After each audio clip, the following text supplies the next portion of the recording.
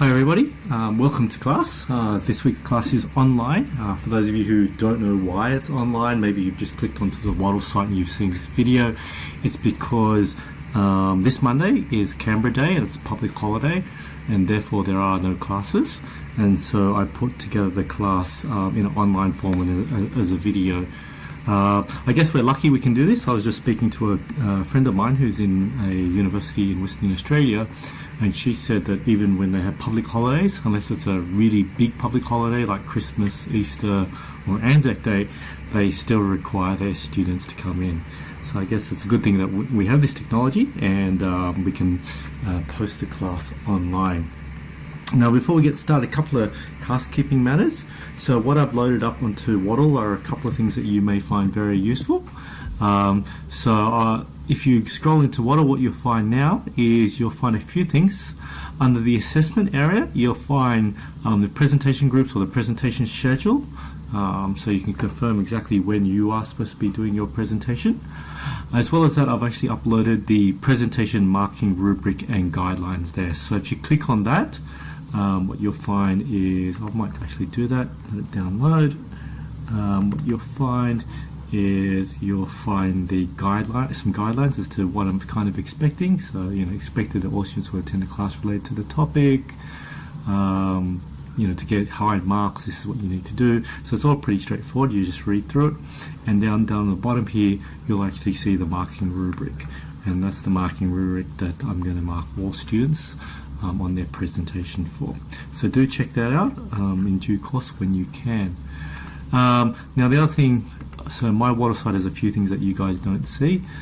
Further up, just below the top here, so there's a good chance this video will appear up here, but further down you'll see here, just above the course outline, you'll see a TED Talk for the Motivation Engagement Week, so that's this week. I'll ask you to click on that somewhere during about 20-30 minutes from now, and also a Theory X and Y quiz. So I'm going to ask you to do a quiz. That's the one I'm referring to. Okay, so today we're talking about engaged leadership or engagement and motivation. But before we get started, I just want to quickly sort of do a quick check at where you're at. So this is always, when I do this in class, it's a good opportunity to see that everybody's just okay. I understand that things happen in life, and there are some of those things are quite serious. And I just want to make sure that everybody is okay. If everybody's having any difficulties, please feel free to send me an email and just tell me what's happening. Also, remember there's ANU counselling services who are quite good as well. Another thing to do, given that we're talking about a quick check, if you're watching this video, I want to do a quick check at where you're at the moment, how you're feeling at the moment.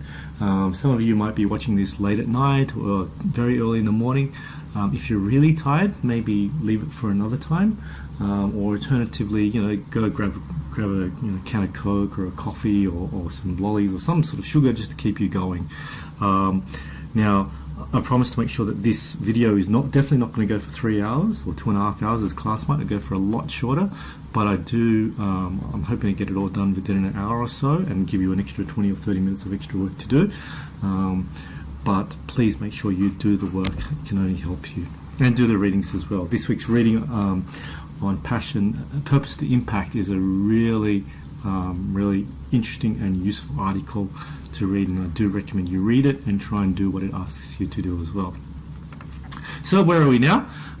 So this is topic 3. We first talked in week 1 about what is leadership, and I said to you, leadership is about motivating and influencing people, but when it comes to long-term sustained leadership, so being a good leader for many years, really you need to work out what drives you. What are your passions? What is your purpose? And that was what we did in week 1. We talked about foreclosure. We talked about authentic leadership as well. And that authentic leadership is the kind of lens we're going to use to look at the whole topic of leadership for these 12 weeks. Last week we talked about strengths, the VIA strengths, or values in action strengths.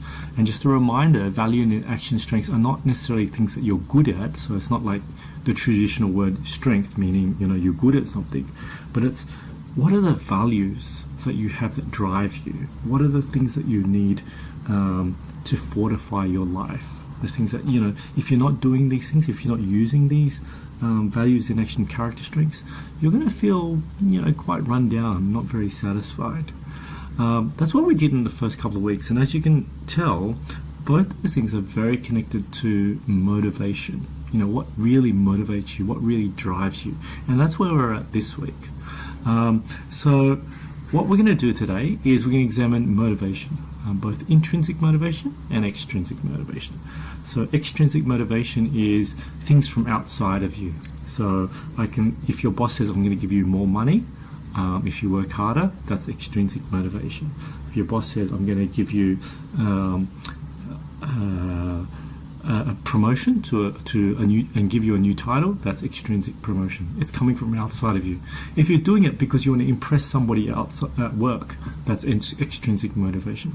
Intrinsic motivation is about doing it, because for the love of what it is that you do. And we talked a little bit about this when we talked about flow last week as well.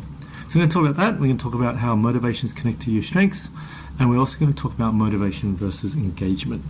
They are two very similar ideas, and they're very related, but there are differences.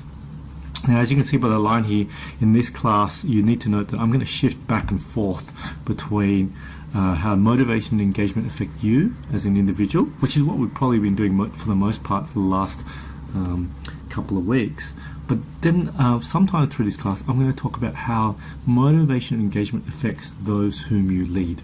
So remember, I know in this class we have people who are student leaders, we have people who are leaders in sporting clubs, community groups, as well as work. And so we're going to talk about how understanding the concepts of motivation and engagement also affect how you lead people in these contexts as well. So, motivation. What is it that actually motivates you? Take a moment and think about it. What motivates you? Is it money? Is it status? Is it power? Is it looking good? Or is it doing a job well? What is it that motivates you? And what is it to you? What does motivation mean? Now, when we look at the academic literature, there are a lot of theories, lots of different theories. So I just mentioned intrinsic and extrinsic motivation. We'll talk a little bit about that. In this list here, you'll see, I'll quickly talk about the bottom two because we're not going to talk much about them after this slide. So, Herzberg's theory is a hygiene theory. So I don't know whether you've heard of this, but basically, hygiene theory suggests that there are some things which we need to motivate us, and then there are some things where if they're absent, we don't feel good, right? They don't necessarily make us feel more motivated, but if they're not there, then we're dissatisfied, right? So I don't know, let's just think about maybe in your workplace, you have a clean workplace or a dirty workplace. Most workplaces are pretty clean, pretty organized. If they're clean, does that make you work extra hard? Maybe not. But if they're dirty and messy places, then that might demotivate you. So that's the general idea of Herzberg's theory. I won't spend too much of that. You can actually just Google Wikipedia for a better read and a better understanding of that. Maslow's hierarchy of needs is another one which many of you may have looked at if you've done any sort of management or basic psychology course or even some sort of business studies course in high school. So Maslow's hierarchy of needs basically says certain needs are more important than other needs. And if you don't have these needs met, these important needs, then it doesn't matter about the other ones. So the example of this is, think about food and shelter, right? We all need food and shelter. And a lot of us, when we do our work, we do work for money, and that's the core driving thing. And we use that money to buy food, pay for the rent, and those kinds of things. Now, when we talk about motivating people, oftentimes we talk about a satisfying job, a job which you enjoy. Now, if I told you, here's a job that's satisfying and enjoying, but you're really not going to get paid anything. You're going to get paid very, very low wages. You might say, it's all well and good to have a satisfying and enjoying job, but if I don't have enough money to eat, and I don't have enough money to pay the rent, then, having a satisfying job is useless to me. Right, or having a job where I have lots of friends at work is useless to me. I firstly need to make sure I have my basic needs met, food, water, shelter, before I can think about, these higher order needs. So that's Maslow's hierarchy of needs. Theory in X and Y we're going to talk about today, and also self-determination theory in part we're going to talk about today. So later on we're going to ask you to watch a video by Dan Pink, and he's going to talk about, he uses the word autonomy, mastery, and doing good for society. That's pretty much self-determination theory. Self-determination theory uses slightly different words. They use autonomy, which is the same, but they talk about competence instead of mastery, as well as relatedness in term rather than contributing to society. But that's what he's referring to, self-determination theory, in when you watch that video. So there are some of the main theories. As I said, I'm not going to cover all of them in detail, but let's get moving on into talking about motivation. So motivation or work motivation, the definition here, as you can see, is the psychological forces that determine the direction of a person's behavior in an organization, a person's level of effort, and a person's level of persistence. So, I think that kind of summarizes what most of us know, or think about when we use the word motivation. Something connected to your level of effort and your level of persistence in a particular thing. So what we need to know is when it comes to leadership, motivation isn't everything. It's important, but it's not everything. So we often, if you think about your, for those of you who work or those of you in management, you sort of say, oh, my staff are not motivated, and that's why they're not performing. Look, that might be true, but that's not the only reason. So there's quite a number of things that lead to performance. Motivation, which we'll talk about today, and ability is an important thing. So you may have a very motivated person, but if their ability is not very good, they're not highly skilled, then their performance is going to be lacking. Right? So you need to make sure that not only do they have the right motivations and they're motivated well, but they have the ability to do the job that you want them to do. We also need to be aware of the fact that there are other constraints. Right? Are they able to do their job well, in the sense that do they have the resources, do they have the money if they need money to do things? If they're a designer, do they have the computer software and equipment to design what it is that they need to do?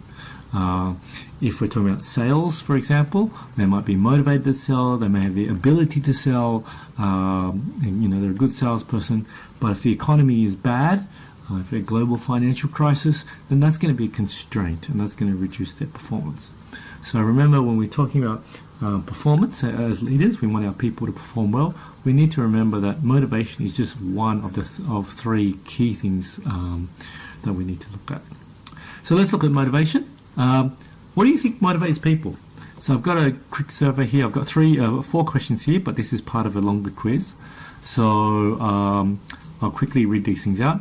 Do you agree or disagree that most people will try to do as little work as possible? Do you think for most people work is not as natural as play or recreation? Do you think that most employees actually prefer to be told exactly what to do rather than have to figure it out for themselves? Do you agree that most employees do not care much about their organization's goals? What do you think? So this is part of this quiz here, as I said before, on Model Theory X and Y quiz. I want you to spend a few minutes and go in and do this quiz.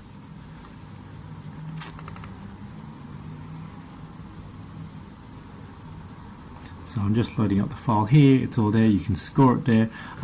What I recommend you do is that you pause this video now and do it. I'll wait a couple of seconds and I'll start talking again.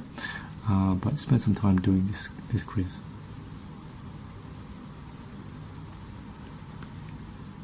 Okay, by now I'm going to assume you've done it. Please make sure you do it.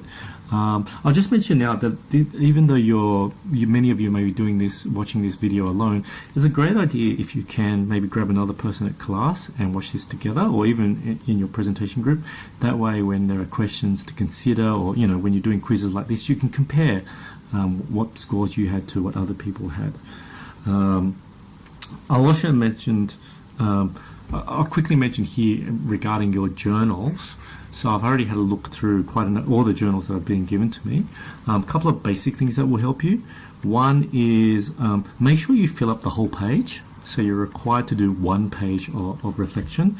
So make sure you fill it. Some of you just won't get the full marks because you got 3/4 of a page or half a page. Do fill up the full page. Second thing is with your journals, make sure that some of the key things you want to think about in your journals are, what do we do in class that changed my thinking about something, change my thinking about a topic, change my thinking about some aspect of leadership, or when we talked about some concept, how does that impact me? How does it really impact me? Maybe you buy the idea, maybe it's not new. How does it impact you? Some of you students have just sort of summarized the class. So you sort of said, in class 1 we talked about this, and then we discussed, whether Hitler was a good leader, and I agree or I disagree, and then we talked about this. That's not really reflection. That's just a basic summary and a description. So that's not really what I'm hoping for. So as I mentioned, you get many attempts at this, so don't worry if you got it wrong at the first attempt. That's okay. You get a second opportunity, but please try and keep those points in mind when you do your other journals, and that will help you, as I said, for your major assignment, because the journals are supposed to be, I guess, a bit of a base, bit of practice for what you're going to be doing for your major assignment. Anyway, as I said before, you should have done your quiz. So now that you've done your quiz on theory X and theory Y, I'm just going to go back to here. You should be able to suggest, you should be able to work out whether you're more theory X or more theory Y. So basically, there are two schools of thought. Theory X people sort of think most people don't really want to work. They work because they have to work. They don't work really because they really love work. Theory Y people who basically believe that most people actually want to work. They want to work and they want to put effort in, but they just need to be released to be able to do so. So most of us sort of fall more into the theory X camp or more into the theory Y camp. What are you? Are you more theory X or more theory Y? And now that you know what you are, how might that impact upon your work? Have you had a manager who's a theory X person? How does that affect you? Or you have a manager as a theory Y person? How does it affect you? Theory X managers or theory X people tend to sort of want to look over the shoulder of their staff. Make sure that their staff are working all the time. Make sure the staff don't sort of knock off and have breaks unnecessarily. Theory Y managers or leaders are more likely to sort of release their people to do the work and trust that their workers will actually do the work rather than goof off and take unnecessary breaks. So that's theory X and theory Y. What do we believe naturally? Are people more motivated to work or people not so motivated to work? So as I said before, this is a summary of what theory X and theory Y are. Theory X people believe that people dislike work and need to be controlled or forced to work. So that means you need to give them extrinsic motivation. You've got to say, look, if you do the work well, I'll pay you more. If you don't do the work, I'm going to fire you, that kind of thing. Theory Y people believe that people can take responsibility and naturally wish to work to solve problems. Therefore, you don't really need to give them stuff all the time to motivate them, because you believe that people are naturally motivated. Now, as I said in the first line here, what you believe about people affects how you lead.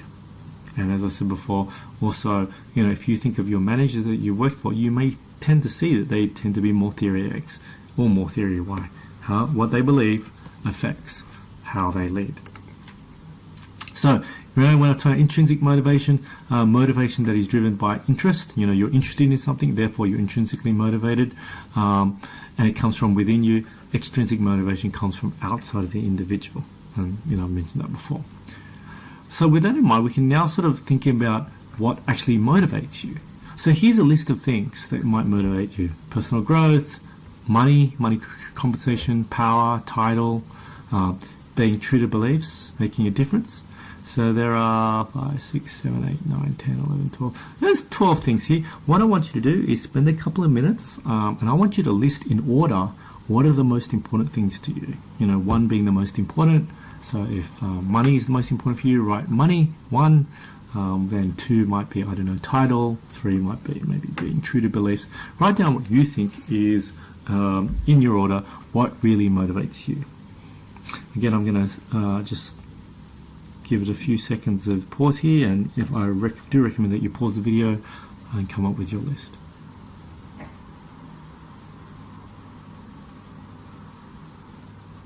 Okay, so now that you've probably got your list, yeah, what's the most important thing for you? Again, if you have a friend with you, it's a good idea to compare.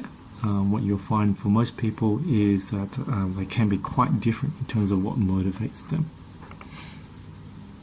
So now you've got your list. Some questions to consider. Are your top motivations really your top motivations? So again, this is really great when you have a friend to sort of ask questions of each other. So a lot of people basically say that, you know, money is not very important for them. Maybe satisfaction of doing a good job is important for them, or personal growth is really important for them. So if that's the case, what I always say to see whether it really is important is, how much drop in pay would you take to do the job you like, to do the job that's, you know, satisfying, or to do the job that where you have personal growth? Would you work for free, or would you work for just basic bare minimum income so that you have enough maybe to eat food? And I'm not talking great food, I'm just talking eating basic food, and you know, have a basic room and shelter. So, you know, yes, you've got electricity, but no, you don't have enough money to pay for Netflix, for example. You know, look at those lists. Which ones would you trade off? Which ones are the most important? Would you take a job with lots of status but low power, for example? So I'll give you an example. Maybe a job with, you know, relatively high status might be a lecturer or a teacher, a nurse. Not a nurse, a lecturer or a teacher. So generally speaking, considered quite highly regarded, and you know, most people think quite highly of teachers and lecturers. But you know, they don't get much money, and they're not necessarily in charge of a lot of people, so they don't necessarily get a lot of power either. Are you that kind of person? Now, when you look at your list again, why are the key things your motivation? So as I said, is it really your motivation, or is there something else? So you might think money is your real motivation, but actually it's because you want money so you can buy recognitions, you can buy status, you can buy nice clothes, you can buy a nice car, you can buy a house, and then people will recognize that you are successful. So it's not really money that motivates you, it's the status that motivates you, right? Or the fact that you can attract people who you want to attract, whether it be of the opposite sex or the same sex. So it could be, I really feel that I'm motivated by the desire for love and sex, but really I want this because it makes me feel powerful, right? That might be the motivation. So take a couple of minutes, think about this, maybe write something down. This could be something you can reflect on in your journal. And as I said before, if you're in a pairing or with your friends or with your group, this would be a great opportunity to pause the video and have a long chat with them.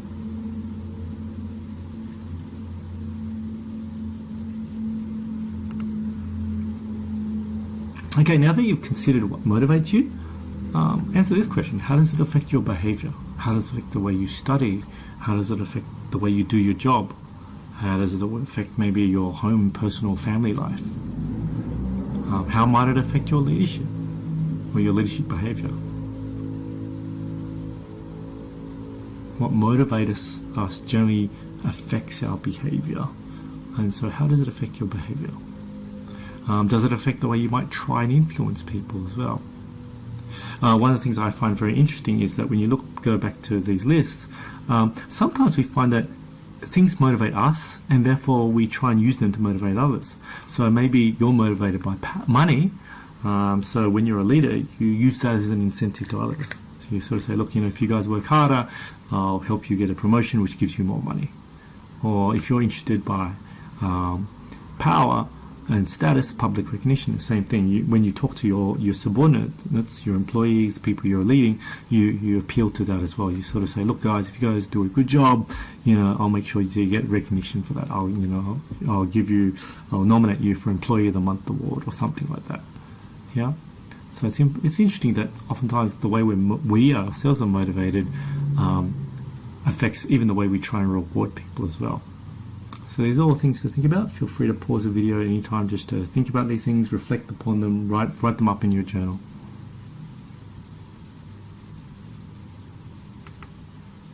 Okay, now I'm going to get you guys to stop here for a minute, and I'm going to ask you to go and watch a video.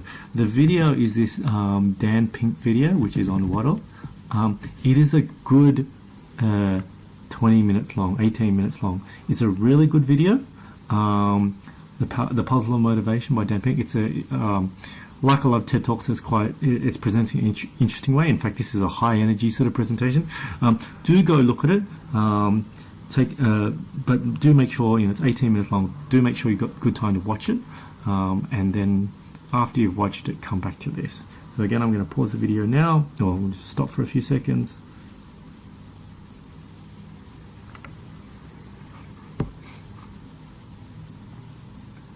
All right, so I'm going to assume you've watched the video, and it's pretty interesting video, isn't it? The way Dan Pink talks about intrinsic and extrinsic motivators, what really motivates us. I wonder what you think about that. I mean, again, does it affect like what the ideas that he talks about? All of business society operates on this flaw. Science tells us that that's not how to motivate people to work better, to work harder. And yet that's what society does. Pretty interesting, isn't it? I'm going to assume you've watched that video, so again, don't try and cheat this and sort of say, I don't need to watch it, David would summarize it. Go and watch the video. Right? A couple of things that are very useful when we talk about motivations. So it's about intrinsic and extrinsic motivation.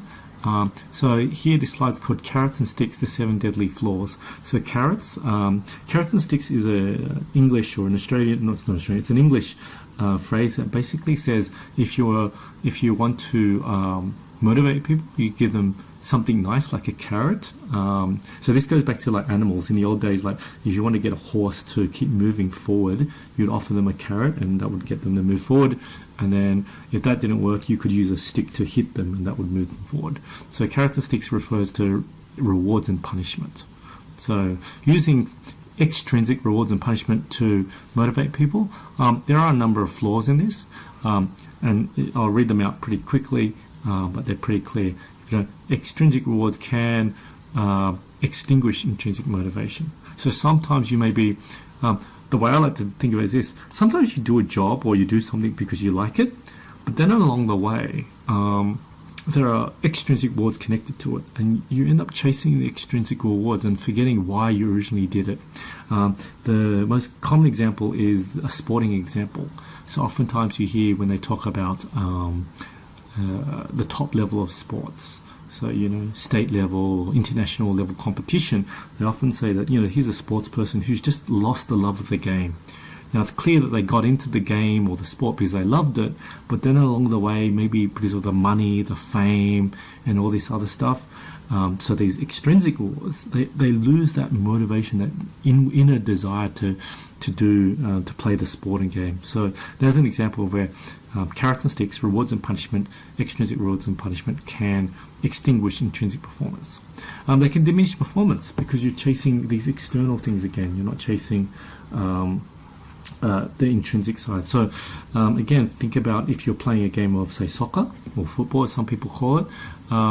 You may have some sort of reward where the more goals you kick, the more money you get, or the better you look. The problem with that is, it's when you think about soccer, it's a team sport. The aim is that we all score goals, as in the whole team score goals. So if you chase a goal for yourself because you want to get the reward, maybe you won't get the goal, right? Maybe if you had passed it to another player, they would be in a better position to score the goal. But again, because you're chasing your own reward, you're less likely to do that. Team may not score the goal, and in fact, the team may not win the game. They can create creativity. They can crowd out good behavior because, again, you're chasing your rewards or trying to avoid punishment. They can encourage cheating, shortcuts, and ethical behavior.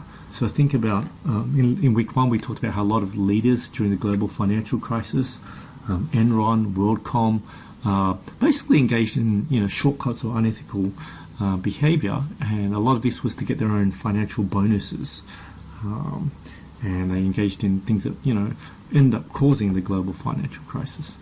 Carrots and sticks can become addictive, right? We only do it because we start doing things because we want the reward, and once there's no reward, then we don't want to do it, right? And we need that reward to keep us motivated. And they can foster short-term thinking as well, and that's because oftentimes these carrots and sticks are often designed in some sort of short-term reward.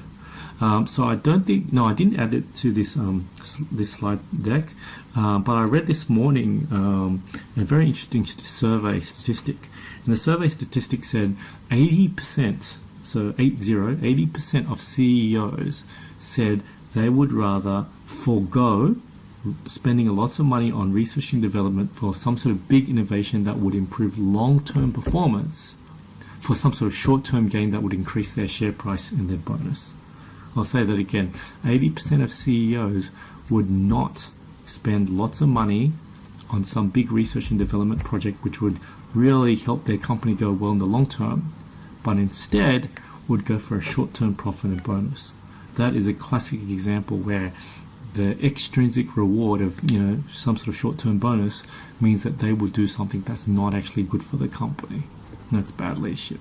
And that's a lot to do in this case with the carrot that's offered, the reward that's offered. So what about your job, or the job you give to your followers? Knowing what we've talked about with extrinsic or intrinsic rewards, how does that change the way you work? How does it change the way you give jobs to your followers? You know, or the way you frame the jobs that you give to your followers, the tasks that you give to your followers. And here's something for you to think about. Take some time if you need to pause the video and until you need to move on.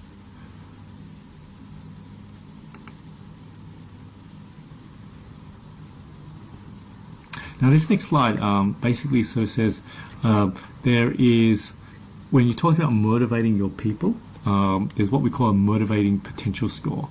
So this basically says that you can motivate your people to a certain extent, right? And the motivation of the job that you give them, or the task that you give them, is made up of a number of things. The skill variety, so how much variety and skill is required for their job? Is it the same thing all the time, or there are lots of skills that they need to use? So if you're, say, working in customer service, if you're the person working at the cashier, then there's not much skill variety. All you can do is take orders, take money, and give change. But maybe if you're doing that and you're cooking the food and you're also waiting on tables, or you're doing management, there's some more skill variety. Task identity. So the tasks that you're doing, how much do you identify your tasks? Is it something you really identify? This is you. So some of you would say, going back to VA character strengths, right? You might say the aesthetic love of beauty is your character strength. And let's say you've got a job where you get to do design stuff, or you get a job working in an art gallery or a museum, and the tasks that you're doing are closely related to that. So you really identify yourself with the tasks that you're doing. So skill variety plus task identity plus task significant. How significant is your task? Or how significant do you see your task to be? Is it just something small part of the work, the main project, or do you see it as something really important? So skill variety plus task identity plus task significance divided by 3 times autonomy and times feedback. So autonomy is your ability to, have some control of how you go about doing stuff, right? And feedback, again, is, the sorts of feedback that your manager gives you. So these 3 things are job related, right?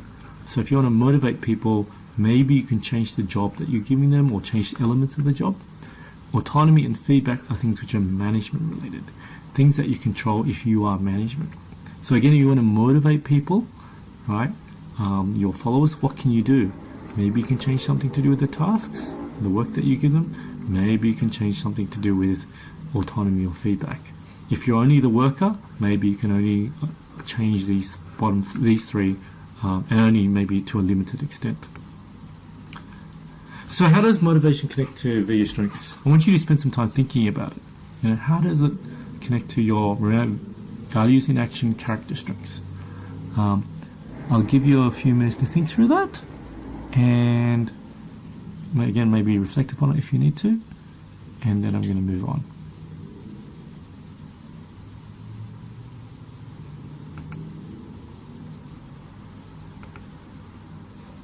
Okay, normally we would take a break here, so if you've been sitting here doing this whole task, watching the Dan Pink video, doing all the things, it's probably about 45 minutes in, maybe 50 minutes or longer. If you need to take a few minute break, please do so. Other than that, we're going to now move on to engagement. So engagement is very close to motivation, similar but different. Engagement, it says here, employees who know what is expected of them, who form strong relationships with co-workers and managers, or who in other ways experience meaning in their work. That's what an engaged worker is. In contrast, disengagement is withdraw from work roles cognitively and emotionally. So cognitive is how you think. So withdraw from work roles cognitively and emotionally. Task performance is automatic or robotic.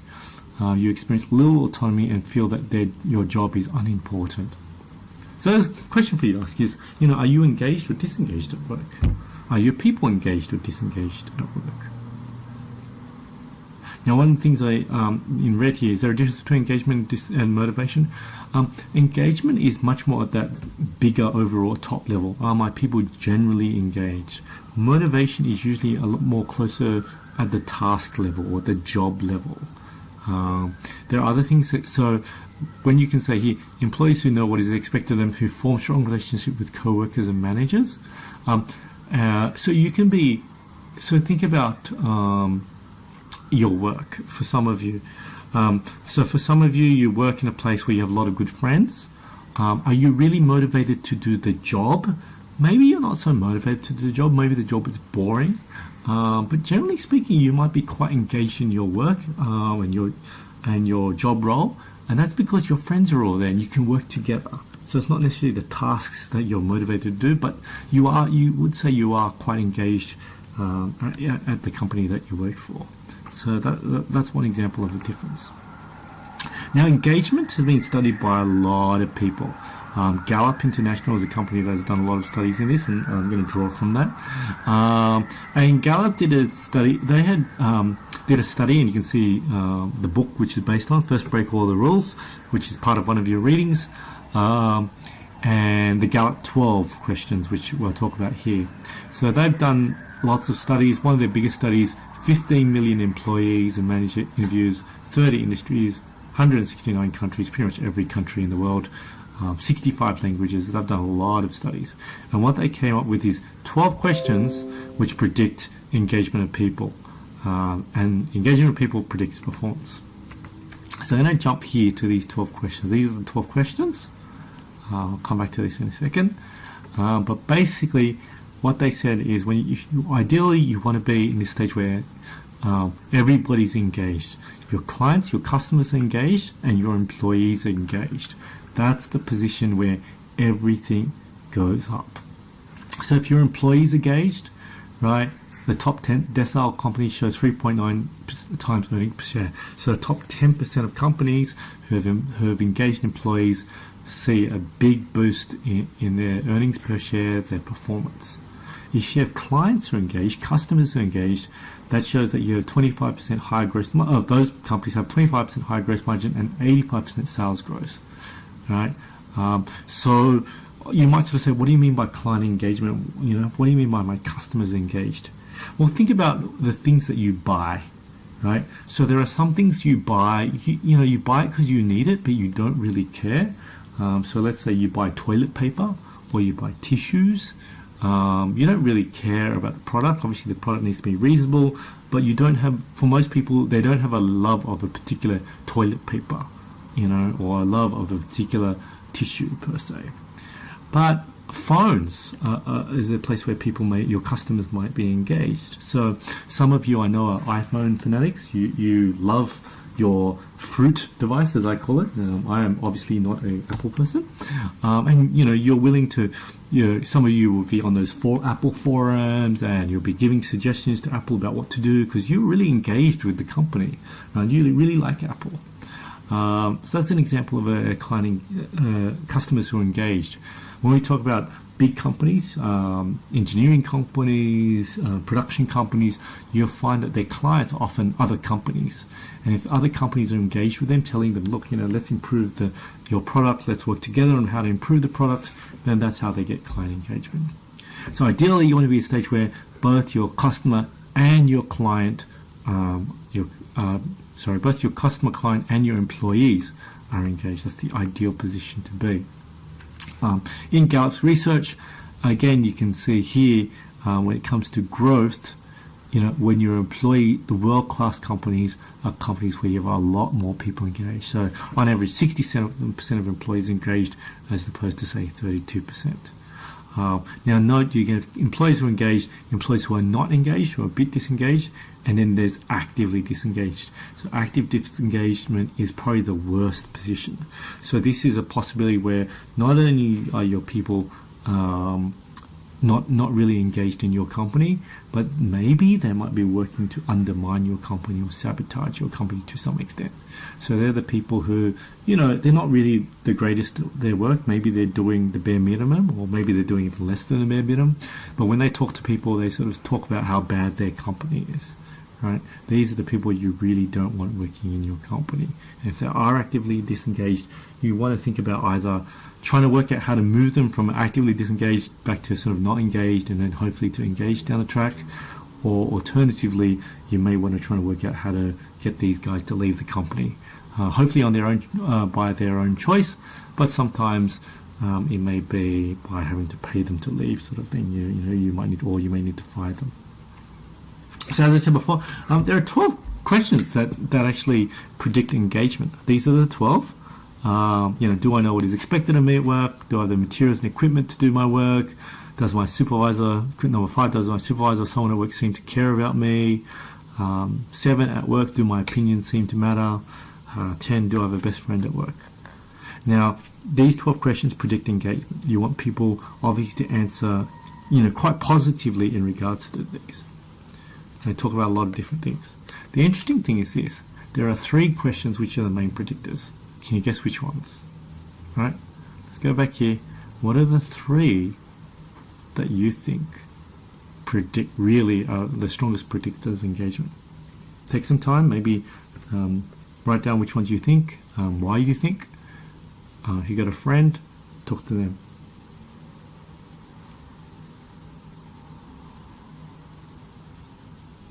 Okay, so the 3 questions are: do I know what is expected of me at work? Do I have the materials and equipment to do my work? And do I have my best friend at work? So what does this really basically say? Well, the first 2 questions are about, can I do my job? Right? Do I know what is expected of me at work? You'll find, for those of you who don't, if you haven't worked for long, you'll find this is a big thing. A lot of times people don't know exactly what their bosses want, or they don't know, they feel that their KPIs, key performance indicators, don't necessarily link up with what their managers expect them to do day to day.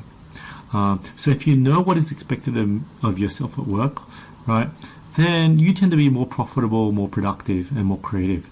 And this is because you know exactly what you're supposed to be doing, and you can go about doing it. Good example is this. If you're given an assignment and it's a very vague assignment, it's very hard for you to perform well because you don't actually know exactly what it is that you're supposed to be doing.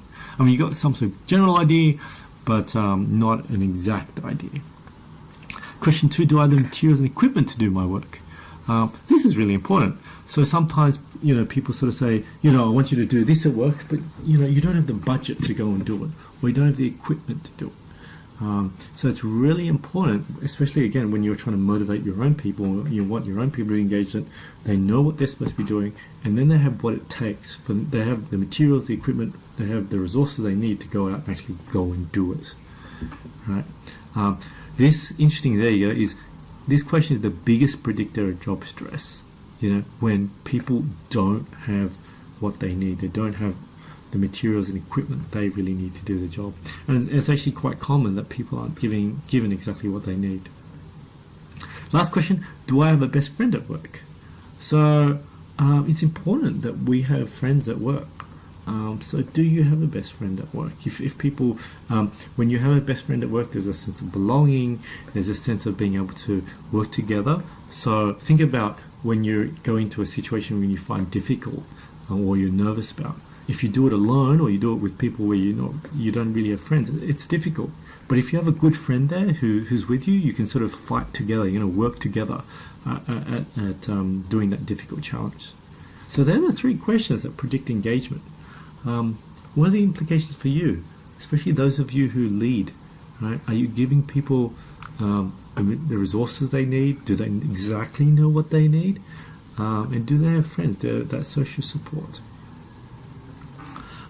So again, have a look at those 12 questions, but remember those three are the main predictors. Now I'm going to quickly talk about Great Places to Work. So I don't know whether you've heard of these guys, the Great Places to Work organization. They basically go to, they look at a lot of companies, and every year they come up with this, best companies to work for. And you'll see Google is on that list, Atlassian is on that list, Red Balloon is on that list. And they often get in the media, and once a year you'll see, this is the list, and look at these companies. They do, they have free food, they give people work-life balance, they've got pool tables, games, they have these fun days, and their employees are very motivated, engaged. That's the general thing. Now I want you to think about this. It's really interesting. So if you look at this list of 12 things, right? There's nothing there that sort of says, are there pool tables? Does your company provide free food? And in fact, even though the big headlines for the Great Places to Work company, the headlines in the newspapers are usually things like, this company offers free food, or Google offers time for you to go off and do whatever you want. The best companies to work for, if you read the actual report, what they basically say is, in the best companies, people know what's expected of them, they have the materials and equipment to do work, and they don't necessarily have a best friend, but they're in a place of trust. They feel they can trust their manager trusts them, and they feel psychologically secure. So what that means, or psychologically safe. So what that means, they feel they can voice their real opinions, and feel that they're not going to get sort of harassed because of their real opinions. There's a great sense of trust. And again, that goes to some of the questions here. Do my opinions seem to matter? Does my supervisor or someone at work seem to care about me as a person? Those kinds of questions. So it's not about the free food. It's not necessarily about, that they've got PlayStations for anybody to play with, or their company looks cool. It's again about those key things. So now that you know that, how might that knowledge of engagement help you? How might it help you as a leader? How might that help you as a manager, for those of you who are in management today? Take a minute, think about it, write about it. Okay, now that we're getting pretty much to the end of this class, as you can see, I don't know how long we've gone for, but it's certainly not 2.5 hours, a lot shorter. And that kind of gives you an indication of how much time we'd spend thinking about things in class and reflecting upon them. So I want you to think about your strengths, your values and action strengths, and your life experience. What motivates you? What really gets you going to do what you do? What gets you out of the day? Do you go to class just because you have to? Do you go to class because if you don't go to class you don't get a good mark? Your parents will, yell at you or be unhappy with you. Do you do it because you're scared you're not going to get a job? What motivates you, and what is it that you live for? Really, when are you most engaged? When are you in flow? What do you really live for? So this is an interesting question. I always say, oftentimes we sort of say, I really live for this. This is what really motivates me. And then I ask people when they say that, well, look at your behavior. Does your behavior match what you say? So some students say to me, look, I don't really need money that much, doesn't motivate me that much. I do it because I need a job that satisfies me, right? In terms of I feel the tasks that I do are satisfying. So then I ask them the question, well, what jobs are you doing? Are you taking jobs which pay less because, significantly less if the job is more satisfying? Or are you taking jobs which are good pay, and maybe pay is more important than you actually think that you learn on? So how, if you think about those two questions, how does the above affect you as a leader? Right? So lots of things to think about, and as I said, the answer to these questions are things that you can journal about. So that pretty well brings us to the end of this class for today. I'm going to play a short video just to sort of finish this off.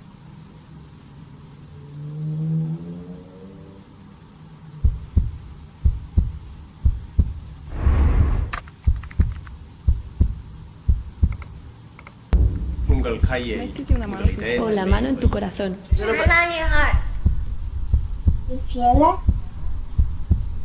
That's your life clock. Someday, it's gonna stop.